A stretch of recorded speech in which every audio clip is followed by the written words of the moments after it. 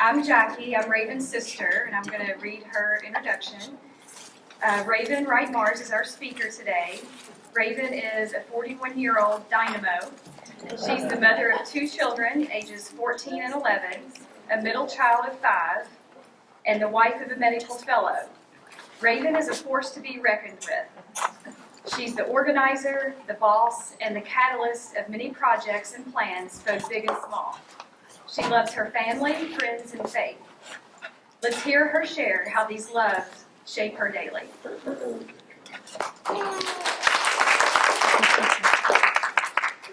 I appropriately had Jackie read that because she wrote it. Well, thank you all for being here today. There are many faithful women who have come before me to speak at this luncheon. I agreed to volunteer to help the planning of 4 Keepers of the Flame luncheon this year.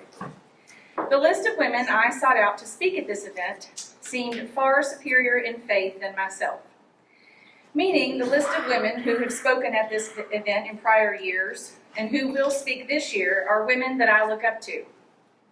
I look up to them for guidance in church and other facets of my life. So it has been difficult to consider myself a keeper of the flame. But through writing my speech today, I realize that I am. As a speaker at the Keepers of the Flame Luncheon, you are asked to answer 3 questions. Those questions are: discuss 1 or 2 people in your life who have most influenced your life and tell us how they've influenced you. Tell us about a particularly difficult period of your life. How did your faith sustain you? As you look back on your life, what is one thing of which you are profoundly grateful to God? So here we go. When thinking about 1 or 2 people in my life who have influenced me most, I thought I would gravitate toward those in my life who have influenced me in my faith. I thought about Joanne Florence. She is the mother of my childhood friend. She invited me and drove me to Sunday school and church for many years during my elementary ages. She is the reason that I know the Lord's Prayer. I thought it might be Harry Crozier. Harry Crozier was my first youth minister. He is the minister that helped me become a Christian and realize that I wanted to be baptized, and he helped guide me through that decision.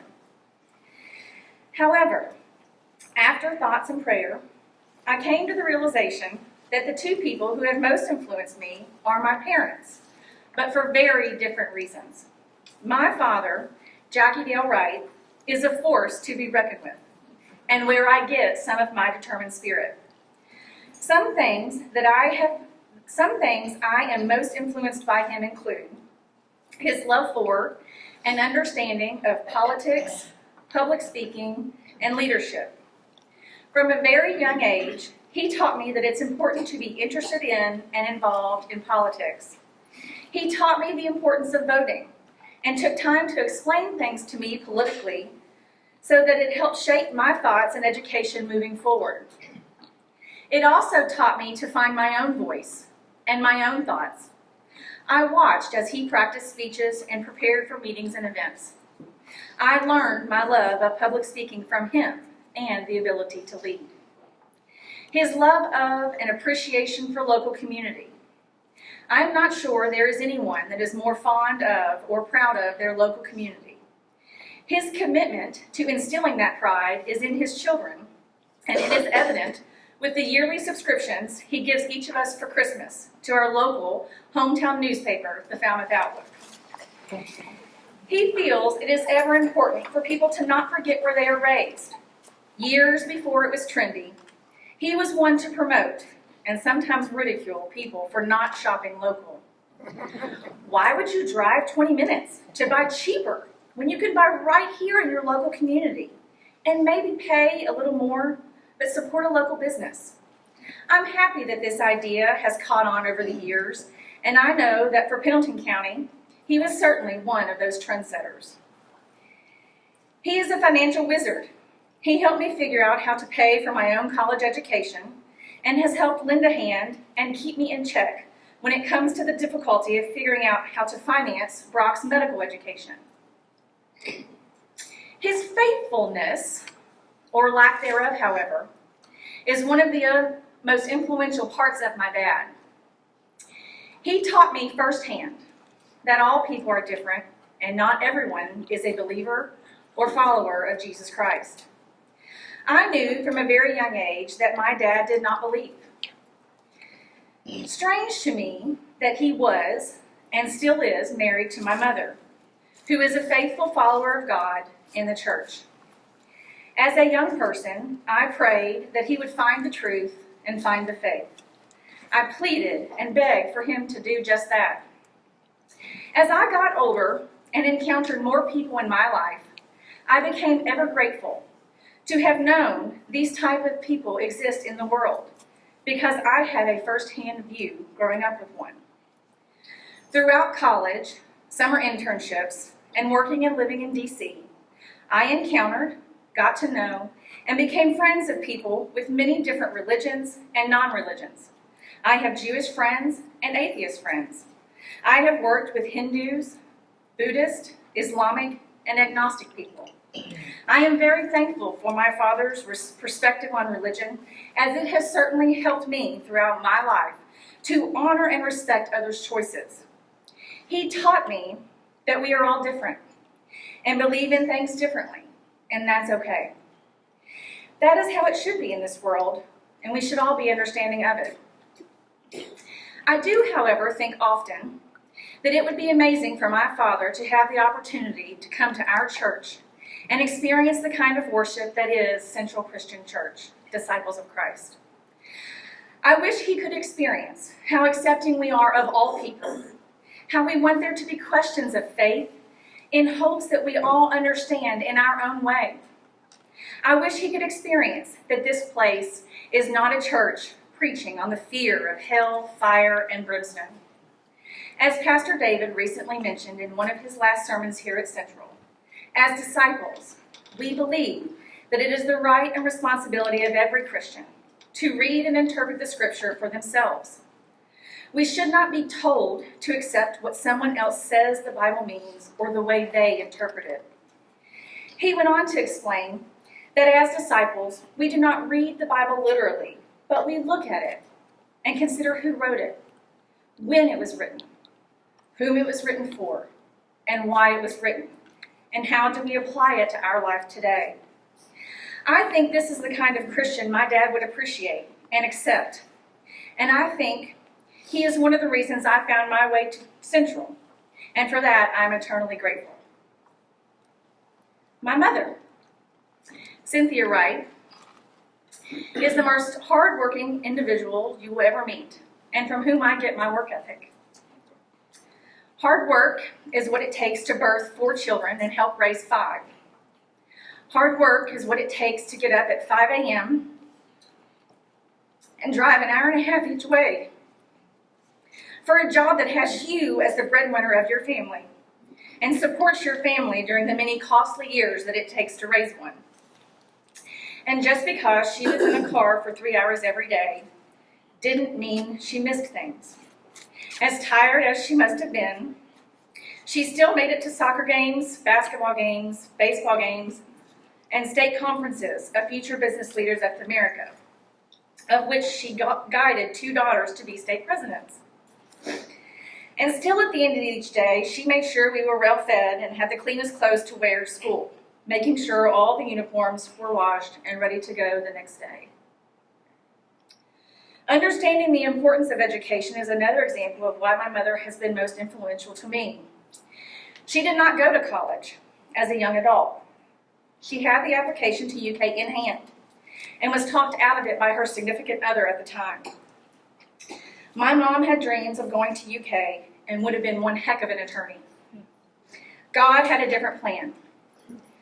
She rose to high levels in business by directing human resources departments at companies like US Shoes, Nine West, Baldwin Piano, and Hammer Strength Life Fitness. She taught her children the importance of education and instilled in us that you can be successful without an education, but having the education will set you up for better success. As a result of her 5 children, 4 of them graduated college, and 3 of them have gone on for postgraduate degrees. 1 is an attorney, 1 is a pharmacist, and 1 is a nurse. She taught me that mothering is about patience and understanding, and all about the cheerleading. I wish I had the patience of my mother. She tried her best to keep the peace in our lives. She did not ruffle feathers and does not enjoy conflict. I would say I'm the opposite of this, and I do not shy away from either one of these. That is a trait I most certainly got from my father. She is the kind of mother you need. It helps ground you. It helps you understand that no matter what you do, no matter where you fail, no matter where you fail, your mother will be there to pick you up, dust you off, help you improve, and move forward. For me, this time came in 2004, when I found myself unemployed and hopeless. I had worked on a political campaign that failed on election day. I found myself without a job for 4 months. Throughout this time, my mom was there explaining that it will all be okay, and not to fear, because your career finds you. These words could not be truer. I graduated with a degree in broadcast journalism and political science, with dreams of working on the news or in politics. Now, I help run a construction company. Her patience and understanding have helped all her children overcome periods of their life that seemed hopeless at one point or another. And there is nothing more thrilling for her, I assume, than when her children or grandchildren succeed, especially after periods of difficult times. And with 5 kids, boy, are there some difficult times. Difficulties like friend issues and drama, failure to make the cheerleading squad, difficult periods in education, unemployment, financial hardship, and even substance abuse and addiction. Her patience and understanding have guided each of us through the hardships of life, and her never-wavering support and cheerleading have guided us through anything we have encountered. My mother grew up in the church. She made her children attend Sunday school and church. There was a period when she did not attend, but that was not for a lack of faith. It was from pure exhaustion of raising kids and driving to and from a very demanding job. However, once I decided to get baptized, she became committed to making sure we were at church every Sunday. Later, after my grandmother, her mother, passed away, she decided to go back to her childhood church, Turner Ridge, to reconnect with family. This is where she continues to worship today. Together, these 2 people have taught me the importance of family, which centers around sharing a meal together. As a child, my dad made a point to explain that we should always sit down together at a table and eat family meals with no TV. It didn't matter if we were eating a glorious home-cooked meal by my mother or takeout from McDonald's. We sat together. While Dad did not attend church with us, for years, he cooked Sunday brunch that was ready for us to sit down and eat together when we returned from church. COVID ended this tradition. What has not ended is Sunday night dinner. For decades, this table has been open on Sunday evenings for our family to gather together and share a meal. It has not only provided a meal that now we siblings can enjoy with our growing families, but it allows important time for grandchildren to get the opportunity to grow together and spend time with one another. This extends the importance of family togetherness for future generations. When thinking about a particularly difficult period of my life where my faith sustained me, I wanted to talk about the devastation of my life in 2004, when the political campaign I was working for lost and left me unemployed. It was a devastating time for me in my faith. That particular year, religion had come up a lot in the political realm. I began to question my faith because of what I was hearing and watching. As a lifelong Democrat, I was made to feel that there's no way I could be a Democrat and believe the things socially and politically that I believe, and then also be a Christian. In this situation, my faith sustained me by leading me to Central. As a church that accepts all people, allows you to ask questions, and does not condemn you for your opinions and actions, I certainly found my place. However, this was not the most difficult period of my life where my faith sustained me. That period was, and still is, the period in which our family decided to support my husband in his desire and aspirations to become a doctor. After the sudden death of his father, and then followed by the death of his grandmother, both in 2013, Brock began to feel that there was meant to be more to his life. So, in late summer of 2013, he studied for and took the MCAT admissions test to medical school, applied, and interviewed at UK. In the fall, he was waitlisted.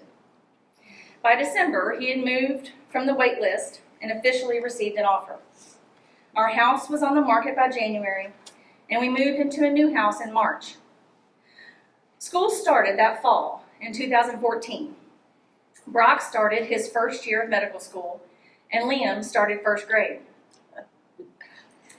Currently, Brock has 10 months of his fellowship training left, and then he will be finished and start work in July of 2023. In the beginning of this endeavor, I had worked out in my mind how this was all going to work.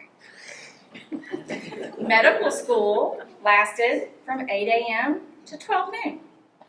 Brock could study from 12 to 5, and then life would be normal in the evenings. Boy, was I wrong. Brock studied all the time. Not only did he study from 12 to 5, he studied all evening and all night. Up until this point, Brock and I had worked out a system in our marriage where family duty and chores were split. I quickly realized that our old system of me doing all the laundry and him doing all the cooking and grocery shopping was no longer going to work. God made me what I like to call myself as a serial volunteer. This means if there is ever anything to volunteer for, I sign up almost immediately. Through the periods of Brock's school, I volunteered to teach Sunday school for the children. What this ensured was that every Sunday, the kids and I were here. We were connected, and we were prayed for during a time when we needed all the prayers we could get. My faith sustained me through this involvement. Not only did it sustain me through the involvement in church, but it sustained me years before by making sure I had a mother-in-law. That is, the absolute most wonderful mothers-in-law in the world. I have always known that God had a hand in leading me to someone who lives a life of selflessness. No matter what is asked of her, she is there. Over her lifetime, and specifically in the last 10 years, she has cared for at length for her children, her children-in-law, grandchildren, parents, sisters-in-law, aunts, and has faithfully continued to serve the church. I am very well aware that there are a lot of people in this world who do not like their mother-in-law and do not have great relationships with them. That is not the case for me, and I sing this from the rafters every chance I get.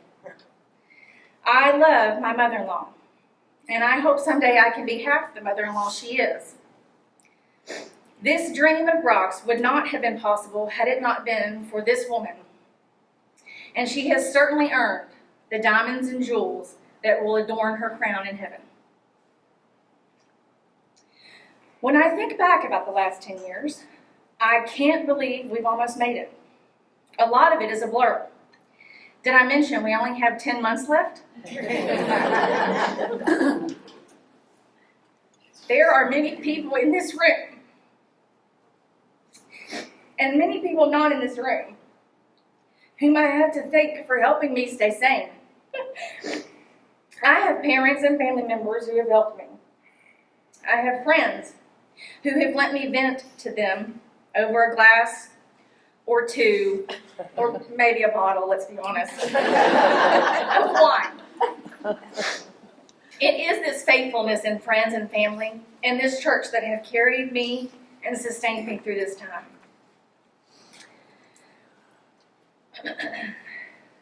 Helping me to remember that even as hard as this has been, we have never wavered on if this was the right decision.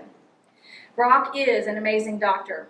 His care for his patients and his bedside manner have already proven that fact.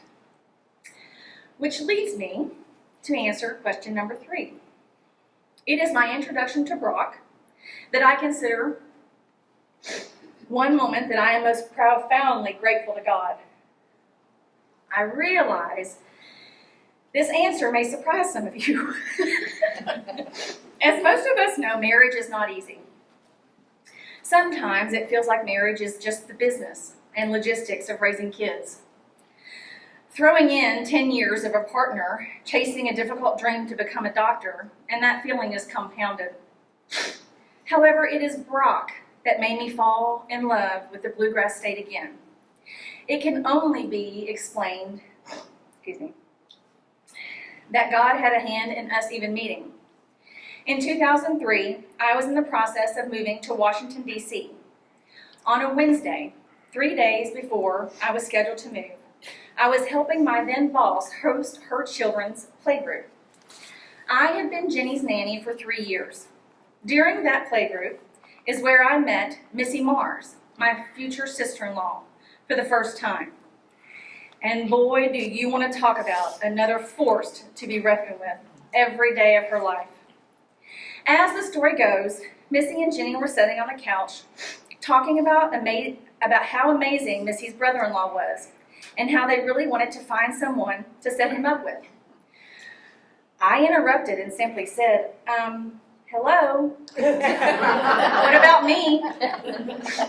This was all Missy needed to hear to set her gears in motion. Jenny said to me, but you are moving. And I said, well, this could give me a reason to move back. And there could not have been more truth to that statement. By Friday, we were on our first date, a blind date. Needless to say, we hit it off. I moved the next day to D.C., and within 10 months, I was back. He made me realize how beautiful and amazing this state is, and I yearn to be back here. I know that Missy played another significant role in our proposal. Missy was one that never waited for things to happen. She grabbed the bull by the horns and got things done. We are very similar in that regard. I know it was likely Missy that told Brock he had nothing to wait for when thinking of proposing to me. We were engaged by December of 2005. Sadly, Missy passed away last May from almost 15-year battle with ovarian cancer. But goodness, did God use her to lead so many people in faith. I am also very thankful to God for his hand in Brock's commitment to serving the church. Brock grew up in a very faithful home. He has family members on both sides who were missionaries. His mother and her immediate family spent time living as missionaries in Brazil when she was growing up. His dad's aunt and uncle spent nearly 50 years as missionaries in Papua New Guinea. So when we got together, church became part of our lives. We fell in love with Central Christian Church as we were preparing for our wedding. It was beautiful and affordable. At the time, we attended Crossroads Christian Church, and we were happy there. However, going through the pastoral premarital counseling at Central is one reason we fell in love with this church. Dr. Holdren was amazing, and we are so grateful for his guidance and for being there on our wedding day to officiate. A few years later, we found our way to Central Christian Child Care Center, and we were on a very long wait list for our son at this daycare. At that time, if you were a member of the church, you were moved to the top of the list. So, in the summer of 2008, We joined Central, and the rest is history. Our involvement at Central started with helping at the receptionist desk in the foyer of the Welcome Center and coming in early on Sundays to prepare communion for worship. Next, I was asked to join the board of Central Christian Child Care Center, on which I served for 10 years, eventually becoming co-president, tasked with the duty of finding and successfully renovating a new space for the center to move. During that time, I had an unwavering ability to remain the eternal optimist and cherish the wonderful friendships that I forged at the church during that time. Later, when I became involved in Sunday school, I helped to lead and teach our children the stories we cherish in the Bible. This helped me also grow in my faith and helped me continue to grow friendships with fellow flame keepers. Most recently, I was blessed to be a part of the search committee of the new faith formation and youth minister for Central. And again, I have been blessed to gain friends and fellow faith followers through this work. I am a gatherer of others. I relish in it and get my energy from spending time with the many people in my life that have helped lead me where I am today. I am thankful for my parents who taught me to be my own person. I am thankful for in-laws who love me and support me and our family beyond measure. I am thankful to God to leading me to Brock, and for my children, Liam and Evelyn Grace, who no doubt will carry on this faith in their own lives. Liam with just a little bit of Ravin and a lot of Brock, and Evelyn Grace with a little bit of Brock and a whole lot of Ravin. In closing, I am beyond grateful to God for leading me to this church. I have found my home, and boy, do I love my church and these people in it. I am proud of assisting in the keeping of the flame, and I enjoy keeping this flame alongside so many of you. Thank you.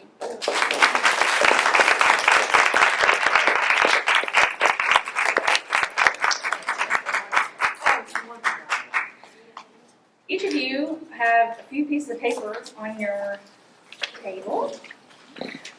I'm going to read it, and then we're going to play the song. It's lyrics to a song as we disperse. These are the women we come from.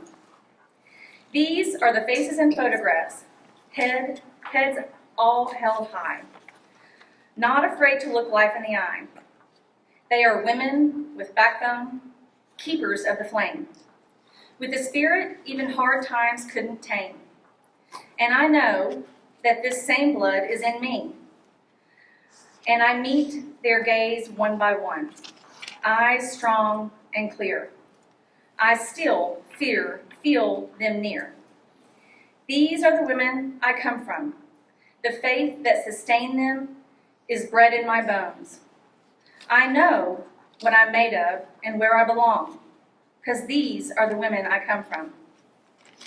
What did life bring them? What pain did they know? What stories the pictures didn't show? They were lovers of babies and lovers of God, with lessons and laughter in their songs. Did they dream better dreams for their children as they prayed silent prayers in the night? Lord, make their way clear and always be near. These are the women I come from. The faith that sustained them is bred in my bones. I know what I'm made of and where I belong, because these are the women I come from. Now I have my own child beside me, and we gaze at them all one by one. Her eyes strong and clear, I draw her near and say, these are the women you come from. The faith that sustained them is bred in your bones. You'll know what you're made of and where you belong, because these are the women, survivors each one. They weren't always easy, but were loving and strong. The life force inside them is still going on, because these are the women we come from. Thank you.